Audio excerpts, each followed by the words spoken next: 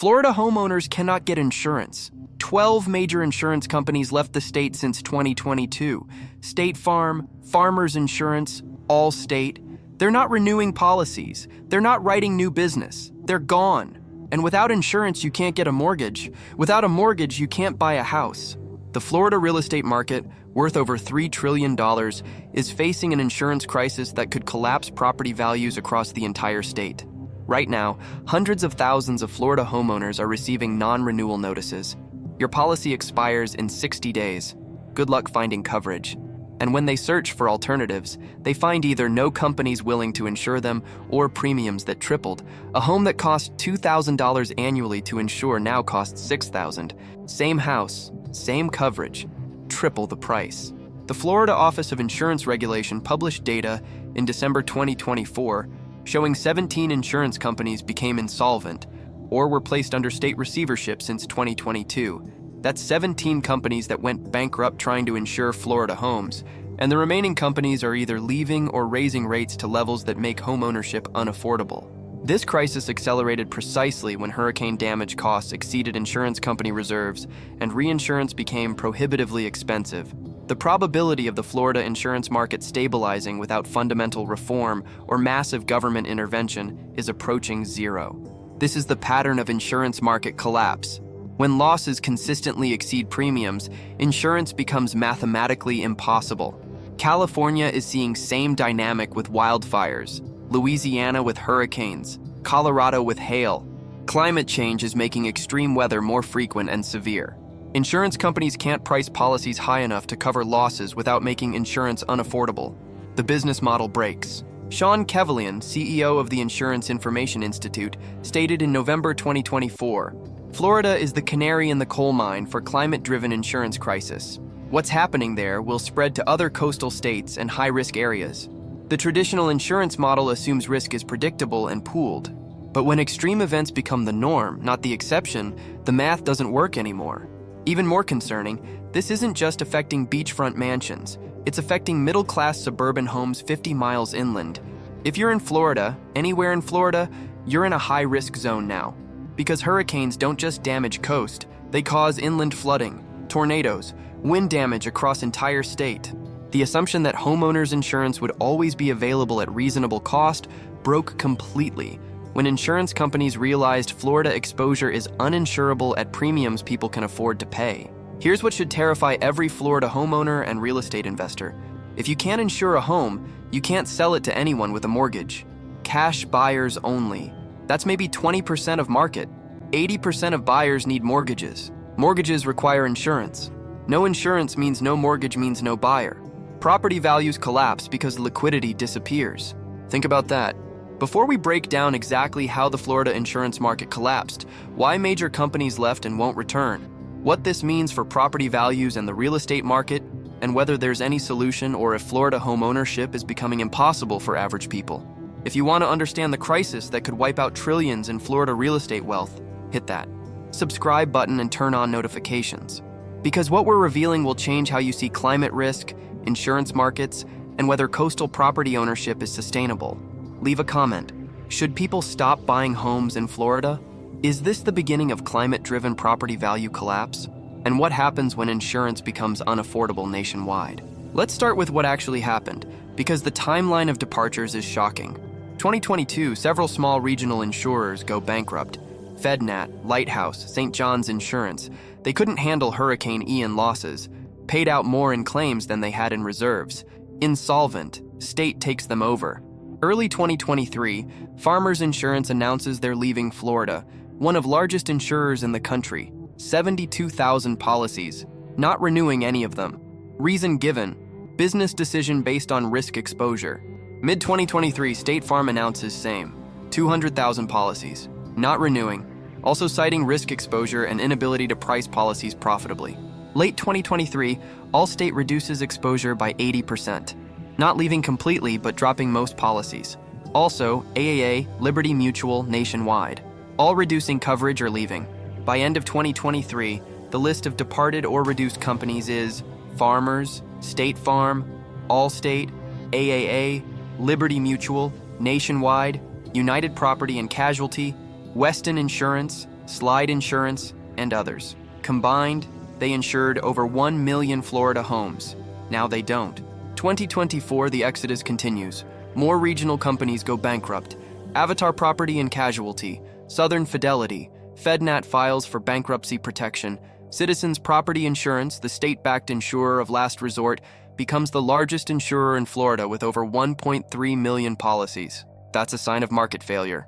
State insurer growing while private companies flee. The pattern is clear. Companies that stay in Florida lose money, companies that leave protect shareholders, and Florida homeowners are left scrambling for coverage. Now let's talk about why this happened, because it's not random bad luck.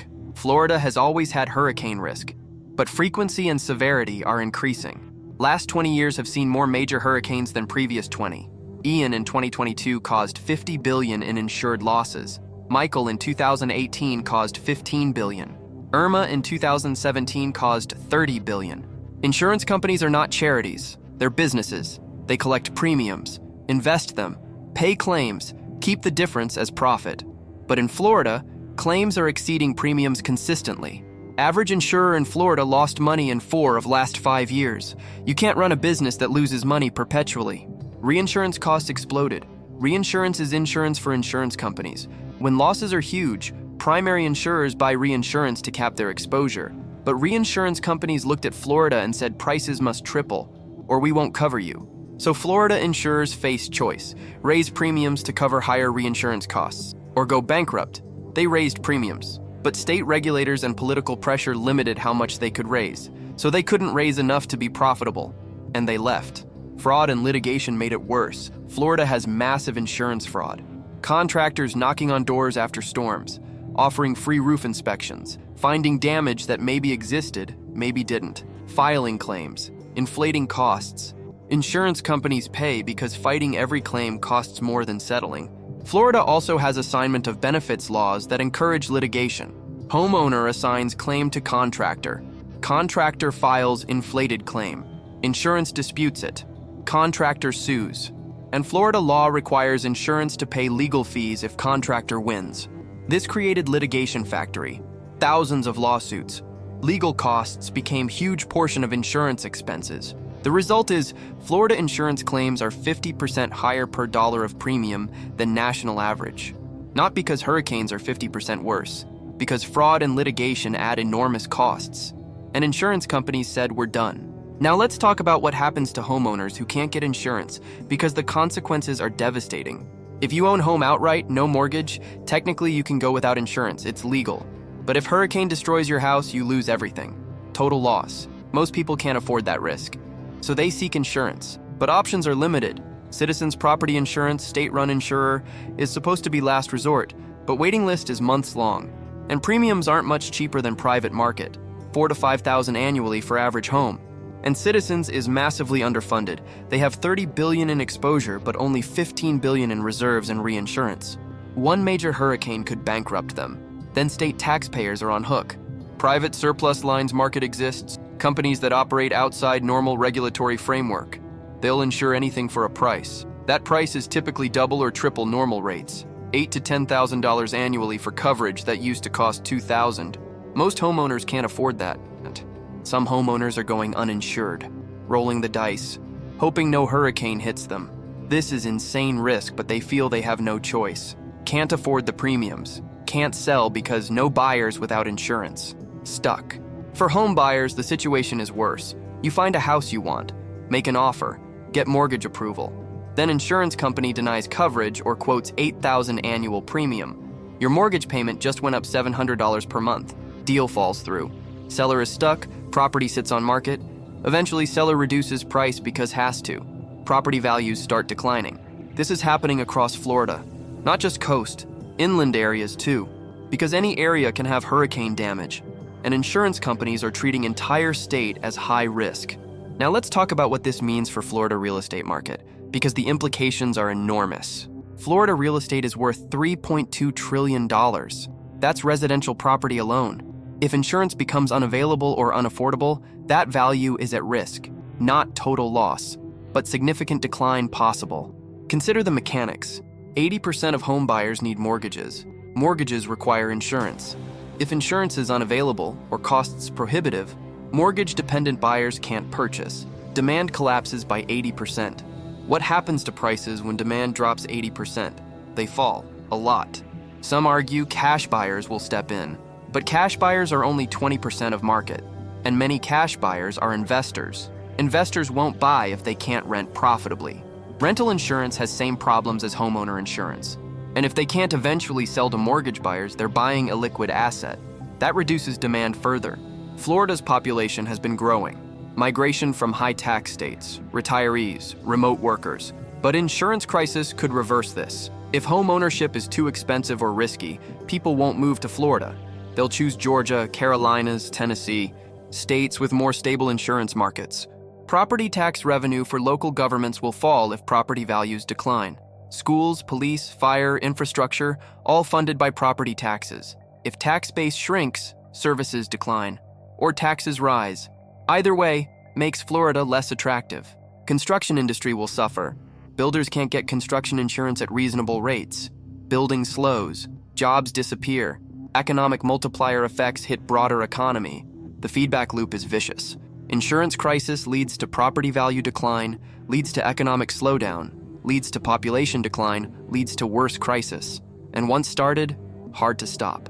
Now let's talk about California, because they're facing similar crisis with wildfire insurance. California insurers are leaving too. State Farm stopped writing new homeowner policies. Allstate same. Farmers reducing coverage. Why? Wildfires. Camp Fire in 2018 killed 85 people and caused $17 billion in insured losses. Hundreds of homes destroyed. Insurance companies realized California wildfire risk is similar to Florida hurricane risk. Unpredictable, severe, increasingly frequent.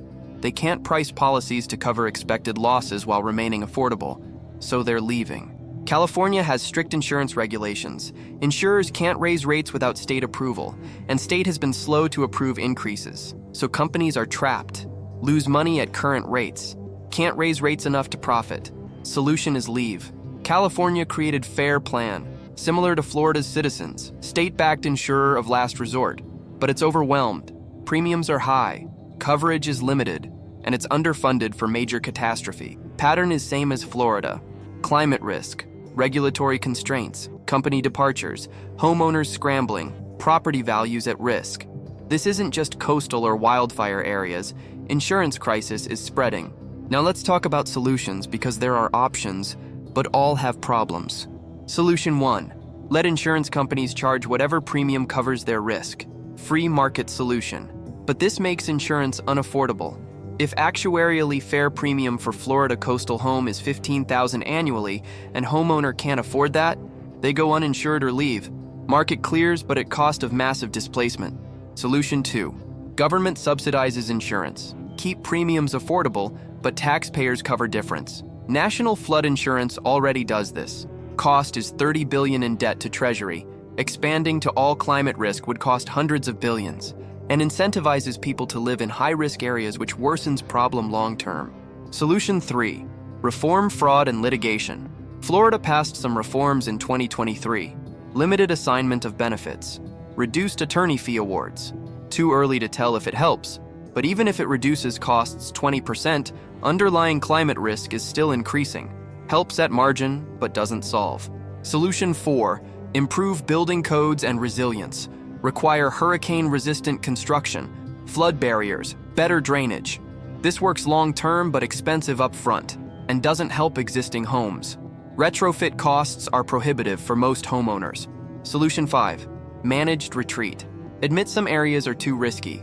Government buyout programs. Relocate people. Let properties revert to nature. This is most rational from risk management perspective, but politically impossible.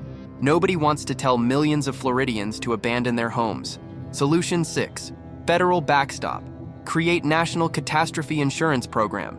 Federal government acts as reinsurer of last resort. This spreads risk nationally. Might work, but moral hazard is real. Why should Iowa taxpayers subsidize Florida coastal mansions? None of these solutions are perfect. All have trade-offs, and political will to implement comprehensive solution doesn't exist. So most likely outcome is muddling through with patchwork measures that don't solve underlying problem. Now let's talk about climate change because it's impossible to discuss this without addressing root cause. Climate models project increasing hurricane intensity, not necessarily more hurricanes, but stronger ones. Category 4 and 5 storms becoming more common, storm surge higher, rainfall heavier, inland flooding worse, wildfire season in California lengthening, droughts more frequent and severe, conditions for catastrophic fires expanding, historical fire zones growing. Sea level rise threatens coastal properties, not today, but 10, 20, 30 years. Properties currently safe will be in flood zones. Insurance companies price in future risk today. So even homes not currently threatened face premium increases. Some argue climate impacts are overstated. Fair debate. But insurance companies operate on data. Their actuaries are projecting increased losses. Whether cause is climate change or natural cycles is almost irrelevant. What matters is trend. And trend is clearly toward more frequent and severe losses. Insurance companies can't ignore data because they're wrong. They have to price based on expected losses. If expected losses are increasing, premiums must increase, or they go bankrupt. So even if you're skeptical of climate change, you can't be skeptical of insurance company behavior. They're not ideological, they're businesses. And they're leaving Florida and California because math says they'll lose money if they stay. Now let's talk about whether this is beginning of broader property value collapse, because implications extend beyond Florida and California. Gulf Coast states, Louisiana, Mississippi, Alabama, Texas, all face hurricane risk. All could see similar insurance market deterioration. Louisiana already has problems. Texas rates are rising. Give it 5 years and they could be where Florida is now. Midwest tornado zones. Tornado frequency and severity increasing. Hail damage becoming huge expense for insurers. Eventually, premiums rise or coverage becomes limited. Property values affected. River flood zones. 100-year floods happening every 10 years now. FEMA flood maps outdated. New maps will put millions more properties in flood zones. Insurance required. Premiums rise. Property values fall. The list of high-risk areas is expanding. As climate patterns shift, previously safe areas become risky. And insurance companies are faster to recognize risk than homeowners. By time homeowner realizes their area is high risk, insurance is already expensive or unavailable. This creates stranded assets problem. Homes that can't be sold at anywhere near purchase price because risk became apparent. People who bought thinking it was safe investment now stuck with depreciating asset they can't unload. Generational wealth destruction. For many families, home is largest asset. Retirement plan is sell house, downsize, live on proceeds. If house lost half its value because insurance crisis, retirement plan fails. This affects millions of people. Now let's talk about investment implications because real estate investors need to understand this risk. Coastal properties in high-risk states are value traps. Even if currently profitable rental, insurance costs are rising. At some point, rent can't cover mortgage, insurance, taxes, and maintenance. Property becomes cash flow negative. You either subsidize it or sell. But who's buying? Only deep discount buyers. REITs with Florida and California exposure are at risk. Property values falling, insurance costs rising, net operating income declining. Share prices will reflect this.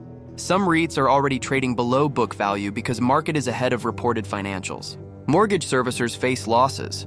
If homes become unsellable and mortgages can't be refinanced because insurance unavailable, default rate rises. Servicers take losses. Construction companies face demand collapse. Why build in areas where insurance is unavailable? New development slows or stops. Jobs lost. Related industries like appliances, furniture, landscaping, all affected. On the positive side, states with stable insurance markets become relatively more attractive. Tennessee, Georgia, Carolinas. These could see migration and property value appreciation as people flee Florida and California. So the investment strategy is avoid high-risk coastal areas, favor inland locations with stable climate, and be prepared for Florida and California real estate to underperform for next decade. Now let's address the counter-argument because some say this is overblown. They argue insurance companies always complain, they want to raise rates, they use hurricanes as excuse, but they're profitable nationally. They can absorb Florida losses. This is true to extent. Large insurers are profitable overall, but they're not charities. If Florida is consistent money loser, they'll exit Florida to protect overall profitability. And they have. So clearly the problem is real enough that major companies walked away from billions in premium revenue. Others argue private market will solve this. New insurers will enter, specialize in Florida, price risk correctly, fill the gap. But we're 3 years into crisis, and it hasn't happened. Because the risk genuinely is hard to price, and capital requirements are huge. New entrants are small and undercapitalized. First major hurricane bankrupts them. Some argue Florida real estate is resilient. People will always want to live there. Weather, beaches, no state income tax, demand will sustain prices, maybe. But without insurance, demand is structurally constrained. Can't want to live somewhere if you can't afford insurance or can't get mortgage to buy. The reality is, insurance market is fundamental to real estate market functioning. Without it, real estate market seizes up. And that's exactly what's happening. If this breakdown of how Florida insurance market collapsed, why major companies left and won't return, what this means for property values, and whether there's any solution changed how you see climate risk and real estate investment, hit that like button and subscribe. We're tracking insurance market developments, property value impacts, every sign of whether this crisis spreads beyond Florida. Leave a comment. Should people stop buying homes in Florida? Is this beginning of climate-driven property collapse? What happens when insurance becomes unaffordable nationwide? Share this with anyone considering buying property in high-risk areas, or anyone who thinks insurance is a boring topic that doesn't matter. After this, they'll understand why insurance crisis could wipe out trillions in property wealth and why your home's value depends on a functioning insurance market you probably never think about.